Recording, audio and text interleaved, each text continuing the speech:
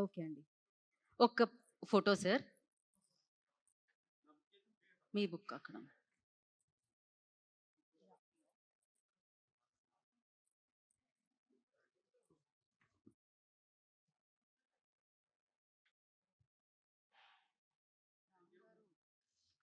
Yes. ఒక team picture sir. ఒక team picture.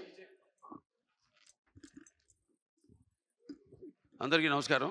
ఈనాడు మన అఖండ తాండవం ఈ విజయోత్సవ పండుగకు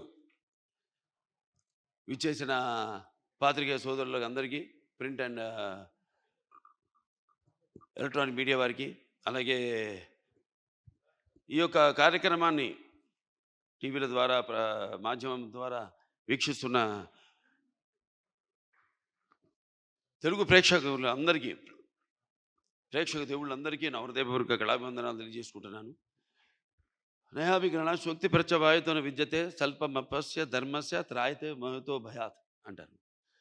అంటే కొందరు పుడతారు, ఎవరిని పడితే వాడిని మనం మహానుభావులు అంటాం. అందరూ మహానుభావులు కాలేరు.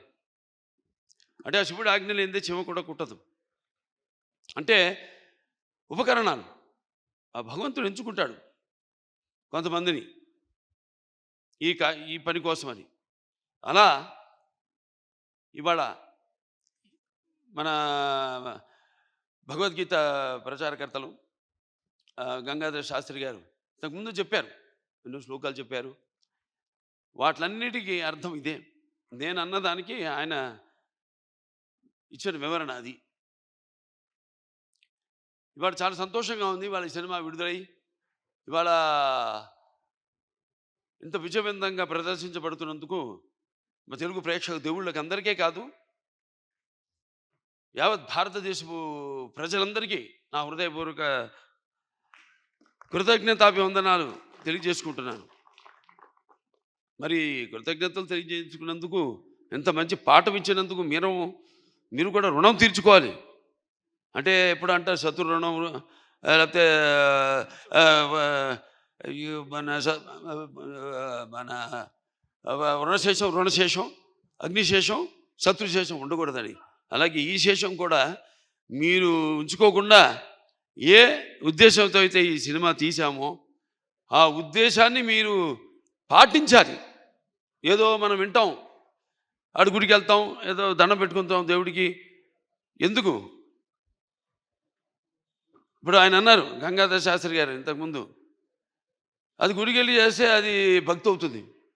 అదే మనం మొత్తం లోకాన్ని అవగాహన చేసుకుంటే అది జ్ఞానం అవుతుందని. అంటే మనిషి పుట్టుకకు ఏదో ఒక కారణం ఉంటుంది, అందరూ కాదు. సరే, ఇవాళ ముందుగా ఆ తండ్రి గారిని తలుచుకోవడం, నా విద్యుత్ ధర్మ ఆగ్రత సంపర్తం వాగ్రత ప్రతిపతే జగత పితరం వందే పార్వతీ పరమేశ్వరం. అంటే ఆది దంపతులు అయిన ఆ శివ పార్వతులు, వాళ్ళ ప్రతిరూపమే నా తల్లిదండ్రులు. ఎవరి తల్లిదండ్రులైనా ఆ పార్వతీ పరమేశ్వరుల యొక్క రూపాలే. నగాత్ర పరమంత్ర నమాతు పరిదేవత నాహరే పరతశ్రాత నానృతాత్ పాతకం పరం. ఇది తల్లి ప్రార్థన. యస్మాత్ పార్థివత ప్రాదురూపుతున్న భక్తి గురుణ సంతుల మాంసే సహస్రం తస్మై సర్వజ్ఞ మూర్తే పిత్రే. ఇది తండ్రి మంత్రం. అంటే మనకు సగం దేహాన్ని ఇచ్చి మనల్ని ఇటువంటి గురువులు దగ్గర ఎంతోమంది, అందరూ సరస్వతి పుత్రులే. ఇక్కడ గంగాధర శాస్త్రి గారు ఉన్నారు, అలాగే అక్కడ మన కాసర శ్యామ్ గారు అయితేనేమి, లేకపోతే మన నాగ్ గురునాథ్ శర్మ గారు అయితేనేమి, మన కళ్యాణ్ చక్రవర్తి గారు, అందరూ సరస్వతి పుత్రులమే. సో వాళ్ళందరి దగ్గర ఇటువంటి మంచి పాఠాలు నేర్చుకోవడానికి, మంచి గీతాలు వినడానికి, ఇటువంటి బ్రహ్మాండంగా అద్భుతంగా మన నందమూరి తమను అద్భుతంగా వాటిని చెప్పాడు. అతను పడ్డ శ్రమంతా ఒకటే. నాకు వచ్చిన అందరూ ఏమంటున్నారంటే, ఈనాడు సనాతన హైందవ ధర్మం మీసం మెలేసిందని ఈ సినిమా చూశాడు. అంటే మంత్రోచ్చారణ, అలాగే వేదం, అలాగే మన భారతదేశపు మూలాలు, మన ధర్మం, మన ధర్మం, మన గర్వం, మన తేజస్సు కలిగలిపిన సినిమా అఖండ అని అందరి ఆబాలగోపాలం. ఒక మన ఆంధ్ర తెలంగాణ రాష్ట్రాలే కాదు, లేకపోతే ఎక్కడ అభిమానులు ఉన్నారో అక్కడ ఆ రాష్ట్రాలే కాదు, యావత్ ప్రపంచం ఇవాళ కోడై కూస్తుంది. అంత అద్భుతమైన సినిమా మాకు అందించినందుకు మీ అందరికీ మా కృతజ్ఞతలు తెలియజేసుకుంటున్నాను. అలాగే అద్భుతమైన అంటే ఈ సినిమాలో ఒక్కొక్క డైలాగ్ ఒక్కొక్క ఆణిముత్యం అంటున్నారు. అలాగే ప్రతి సీన్ కూడా ఒక ఉద్వేగం, ఒక ఉద్రేకం, అలాగే ఒక ఉత్తేజ ప్రకంపనం అంటున్నారు జనం ఈ సినిమాని చూసి.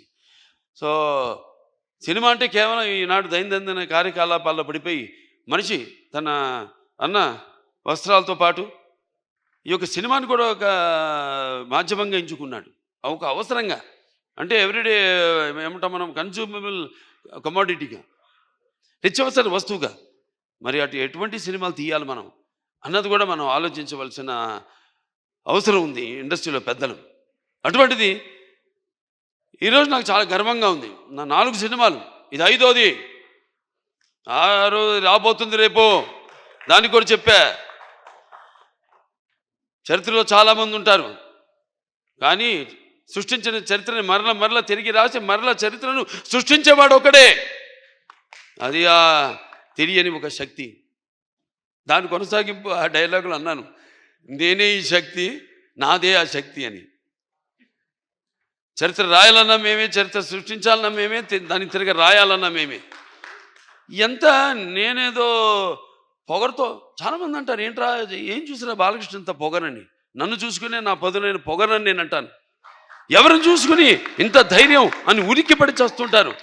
నా వ్యక్తిత్వమే నన్ను ఉచ్చిగొలిపే ఒక విప్లవంగా అడుగడుగునో చూపిస్తాను. అలాగే ఏంట్రా వీడికి అన్నీ తెలుసా అనుకుంటాను. నేను తెలుసుకునే కంటే గొప్ప విద్య ఏముంటుందని ఒక సవాల్గా నిలబడతాను. అంటే ఇదంతా పొగరు కాదు, అది ఎక్కడి నుంచి వస్తుందో నాకు తెలియదు. అంతా ఆ పరమేశ్వరుడి ఓంకారం అన్నాను ఇందాక. ఓంకారం పరబ్రహ్మ సర్వం ఓంకార సంభవం అకారోకార మాంతాయ ఓంకారాయ నమో నమః. ఆ ఓంకార శబ్దం ఓమితి బ్రహ్మ ఏకాక్షరి అంటాం. అలా ఇలా తెలుసుకోవాలి. అంటే యువతరానికి ప్రతినిధులు, నవతరానికి నాయకులు, భావితరాలకు భారతదేశపు మహాశక్తి అయిన యువకులు. మీ తప్పు లేదన్ను, నీ తప్పు అది ఎట్లా అంటే ఈ యొక్క రొటీన్ దైనందిన కార్యకలాపాల్లో అన్నాను ఇందాక, పోటీ. దానికి నేను ఎప్పుడు ఏదైనా ఆసరా తీసుకునేది సినిమాలే, లేకపోతే సంగీతం. వీటి మీదే ఎప్పుడన్నా నేను మనిషిని, నాకు ఎప్పుడైనా నిర్లిప్తత ఇది వచ్చినప్పుడు రోజు గంటన్నర పూజ చేస్తాను నేను. ఆ పూజ తర్వాత నా వృత్తే నా దైవం. ఆ వృత్తే ఈ అఖండ సినిమాలో నా పాత్ర. నేను చెప్పాను కూడా, ఇంతకుముందు ఒక సభలో చెప్పడం జరిగింది. ఒక ఇది శివ తాండవం యొక్క విన్యాసం ఎలా చేశాను ఈ పాత్ర అంటే, ప్రతి పాత్ర యాక్టింగ్ అంటే ఊరికే నమ్మడమో అరవడమో, లేకపోతే ఒక కళ్ళల్లో కన్నీళ్లు తెప్పించడం కాదు. పాత్ర అంటే ఒక పరకాయ ప్రవేశం. అది ఒక నందమూరి ఎన్టీ రామారావు గారు. ఎందుకంటే నేను చెప్పాను ఇంతకుముందు, ఆయన తలుచుకోకుండా ఏ సభ నేను అంటే నాకు ఇంత ధన్యమైన జన్మనిచ్చే నన్ను మీ అందరి గుండెల్లో ఆయన ప్రతిరూపంగా నిలిపినందుకు, మరి దైవాంశ సంభూతుడు, విశ్వానికి విశ్వ నటరూపం ఎలా ఉంటుందో చూపించిన యుగ పురుషుడు, కారణ జన్ముడు, నా తండ్రి, నా గురువు, నా దైవం నందమూరి తారక రామారావు గారికి నమస్కరించుకుంటూ, మరి ఇటువంటి ఈ సినిమాని ఈ సినిమా కేవలం తెలుగు సినిమా కాదు, ఇది యావత్ భారతదేశమే కాదు, యావత్ ప్రపంచం ప్రేక్షకులకు సంబంధించిన సినిమా ఇది. ఎందుకంటే మనం చూస్తున్నాం ఇవాళ ఎంత అశాంతి, ఎక్కడ చూసినా యుద్ధాలు, ఆకలి చావులు, లేకపోతే మనలో మనం సృష్టించుకున్న విభేదాలు. మనం గొప్ప మాట చెప్పారు ఇది మన సినిమా గురించి. ఇది కేవలం ఒక తెలుగు పురాణాలు, ఈ భగవద్గీతలు, లేకపోతే నేను చెప్పేది భారతాలు, భాగవతాలు, వీటికి సంబంధించేది కాదు, ఒక బైబిల్కి సంబంధించింది, ఒక ఖురాన్ కూడా సంబంధించిన సినిమా. సారే జహాన్ సే అచ్చా హిందూ సీత హమారా, హమ్ బుల్బులే ఇస్కే ఏ గుల్ సీత హమారా. సో ఇవాళ ఈ పాత్ర మనం చేసే ముందు నాకు పూర్తిగా నమ్మకం ఉన్నాను దర్శకుడి మీద. నేను చెప్పా, కట్టె కొట్టి తెచ్చి అంతే మాట్లాడుకుంటాం మేము, అంతకంటే మాట్లాడుకోము. ఇవాళ మనం బ్యాట్మ్యాన్లు, సూపర్ మ్యాన్లు, వీటిలన్నిటి గురించి మాట్లాడుకుంటాం. లేకపోతే నాన్నగారు వాళ్ళు చేసిన పౌరాణికాల్లో బాణాలు వేయడం, అగ్ని రావడం, నీళ్లు రావడం, దాంట్లో నుంచి బాణాల్లో నుంచి, లేకపోతే మొత్తం అట్లా పడిపోవడం, కళ్ళు తిరిగి, ఇవన్నీ చూస్తుంటాం. ఇది కూడా ఇప్పుడు జరుగుతున్న ఏవైతే పరిణామాలు ఉన్నాయో వాట్లను నేను చెప్పా, సినిమా మాధ్యమం అంత గొప్ప మాధ్యమం ఇంకోటి లేదు. దానికి సరిగా వాడుకోవాలి మనం. దాన్ని మనం ఇప్పుడు ఇవాళ మన వేదాల నుంచే దాన్ని బట్ట విశ్వనాథ శాస్త్రి గారు నానాడు జర్మన్స్ హిట్లర్ టైంలో ఆయన్ని కిడ్నాప్ చేసి తీసుకెళ్ళిపోయి మన వేదాలని తర్జుమా చేసి అధర్వణ వేదంలోని ఈ కంప్యూటర్స్ ఏవైతే ఉన్నాయో, లేకపోతే మిగతా ఈ అణు బాంబులు, ఇవన్నీ కూడా కనిపెట్టింది ఆ వేదాల నుంచే. అలాగే శుశ్రూషుడు అని మన భారతీయుడు, ఒక డాక్టర్, వైద్యుడు, ఆ రోజుల్లో ఋషి ఆయన. ఎటువంటి మత్తు ఇంజక్షన్ ఏమి ఎనస్థీషియా లేకుండా ఆపరేషన్లు చేసిన మహానుభావుడు ఆయన. ఇవాళ ఆస్ట్రేలియాలో ఉంది, మెల్బోర్న్లో ఆయన బస్ట్ స్టాచ్యూ ఉంది అక్కడ, మెల్బోర్న్ యూనివర్సిటీ ఆఫ్ సర్జరీలో. ఇలా మనం చెప్పుకోవాలి. ఇలా మనం చెప్తే కానీ మన యువతరానికి అర్థం కాదు. కానీ నా అదృష్టం ఏంటంటే అందరు చెబితే అందదు, ఫలం అందదు. నా సినిమాలు వాటికి 5వ సినిమా అని చెప్పాను. నా మొదటి సినిమా అఖండ, అది కూడా ఒక పరీక్షే. కోవిడ్ టైంలో విడుదలైంది సినిమా. అసలు రారు జనం థియేటర్లో కొన్న టైంలో ధైర్యం చేసాం, భగవంతుడి మీద భారం వేసి సినిమా రిలీజ్ చేసాం. అఖండ విజయం సాధించింది అఖండ. ఆ తర్వాత మిగతా సినిమాలన్నీ అందరికీ, నిర్మాతలకి ధైర్యం వచ్చి వాళ్ళ సినిమాలని విడుదల చేయడం జరిగింది. ఆ తర్వాత నేను చేసిన వీరసింహారెడ్డి అయితేనేమి, లేకపోతే దాని తర్వాత నేను చేసిన నెలకొండ భగవత్ కేసరి అయితేనేమి, డాకు మహారాజు అయితేనేమి, ఇప్పుడు ఈ అఖండ, తాండవం, ఇన్ని 5 విజయాలంటే నా విజయాలు అనుకోను. నేను ఏదైతే మేమందరం అనుకుంటున్నాము, ఇది నా ఒక్కడి వల్ల కాదు. నేనేదో ఒక చిన్న పాయింట్ చెప్పచ్చు, డైరెక్టర్ గారు చెప్పచ్చు, దాన్ని మనం సినిమాగా చూపించినప్పుడు, అంటే కళ్ళు మూసుకున్నప్పుడు కనేది కళ, కళ్ళతో అభినయించేది కళ, నిద్రపోతున్నప్పుడు కనేది కళ, నిద్రపోతున్న సమాజాన్ని మేల్కొల్పేది కళ. ఈ 4-5 సినిమాల్లో అందరికీ సందేశం ఇవ్వడం జరిగింది. 5 సినిమాల్లో రకరకాల సందేశాలు, అది అంతర్జాతీయం కావచ్చు, లేకపోతే మనుషుల్లో సత్సంబంధం లేకపోవడం కావచ్చు, ఇటువంటి అనేక. లేకపోతే ఇప్పుడు అఖండ 1లో ఉంది, అటు పిల్లల జోలికి, లేకపోతే ధర్మం జోలికి, లేకపోతే ప్రకృతి జోలికి వస్తే ఏమవుతుందో చూపించాం. ఇప్పుడు అఖండ 2లో మరి అప్పుడంటే దేవుడు మనిషిలో పూనాడు, ఇప్పుడు మనిషే దేవుడైతే ఏమవుతుంది? ఇందాక అన్నారు సంభవామి యుగే యుగే అన్నదే ఈరోజు సినిమాలో చూపించాం. దీన్ని ప్రేక్షకులు ఇంత ఆదరించి, ఇంత కేవలం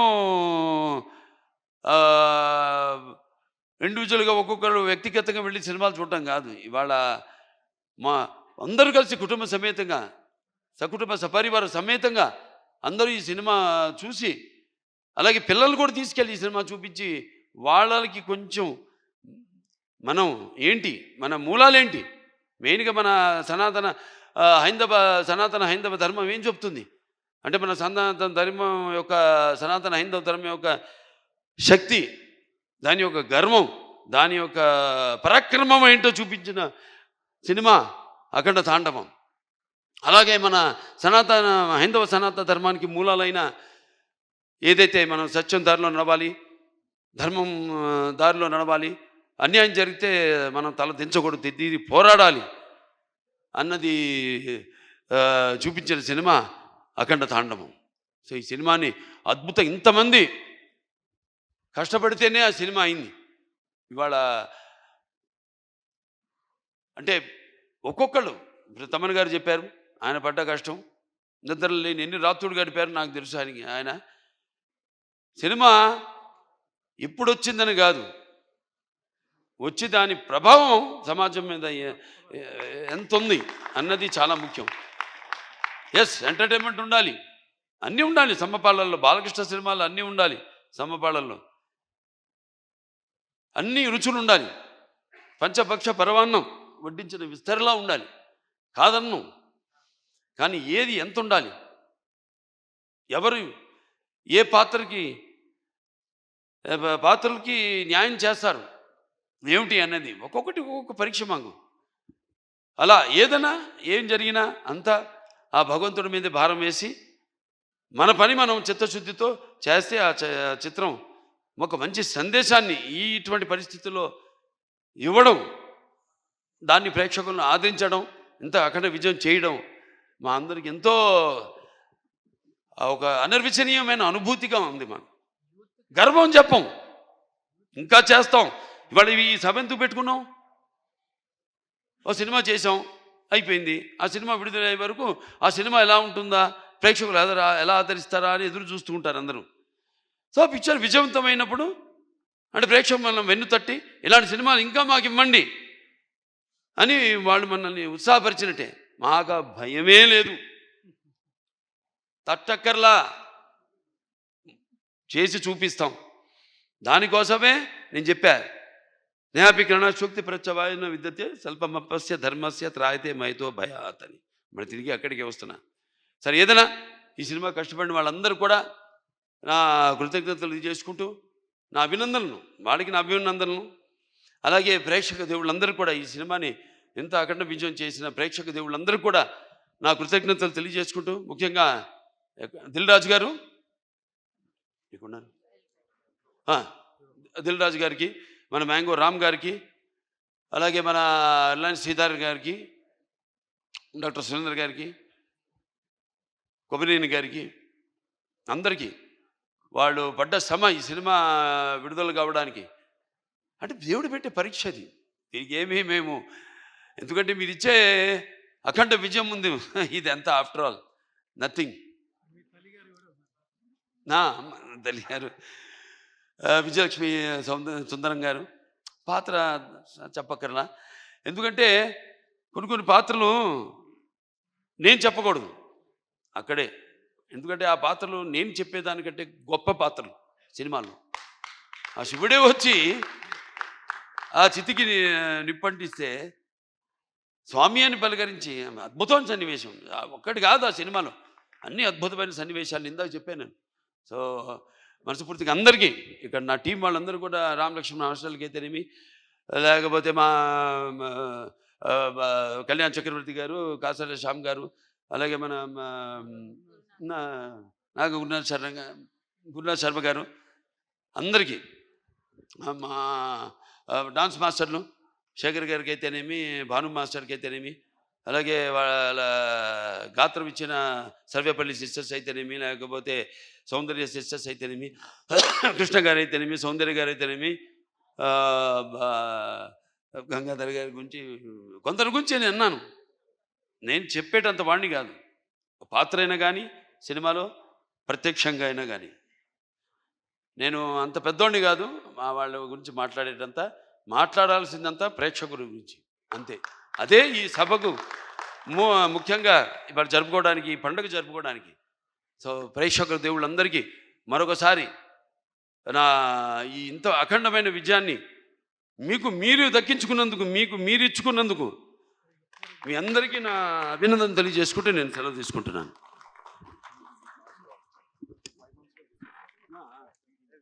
సో నందమూరి నటసింహం బాలకృష్ణ గారికి మరొక్కసారి కృతజ్ఞతలు అండ్ కంగ్రాచులేషన్స్ తెలియజేసుకుంటున్నాము.